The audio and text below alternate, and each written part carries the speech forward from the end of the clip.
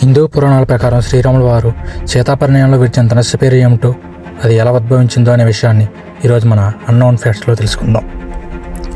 పురాణాల ప్రకారం శ్రీరాములు వారు విడిచిన విల్లును పినాకమని పిలుస్తారు. ఇది శివుని యొక్క విల్లు. దీనిని విశ్వకర్మ మహర్షి రూపొందించారు. త్రిపురలోని 3 రాక్షస నగరాలను నాశనం చేయడం కోసం శివుడు దీనిని త్రిపురాంతకంగా ఉపయోగించారు. కాంచనపుర, రౌప్యపుర, వయస్పూర ఈ 3 రాజ్యాలను కలిపి త్రిపురగా పిలుస్తారు. ఈ రాజ్యాలను తారకాసురుడు అనే రాక్షసరాజు తన 3 కుమారుల కోసం మాయాసురుడు అనే వాస్తుశిల్పి ద్వారా నిర్మించాడు. బ్రహ్మదేవుడు ఈ నగరాలను ఒకే బాణంతో గుచ్చినట్లయితే మాత్రమే వీటిని నాశనం చేయగలరని వరమిచ్చాడు. అలాంటి సమయంలో శివుడు మేరు అనే పర్వతాన్ని తన విల్లుగా మరియు వాసుకి అనే సర్పాన్ని నారిగా, విష్ణువు స్వయంగా బాణం రూపాన్ని దాల్చి ఈ 3 రాజ్యాలని బూడిద చేశారు. ఈ విజయం తర్వాత శివుణ్ణి త్రిపురాంతక లేదా త్రిపురారి అని పిలుస్తారు.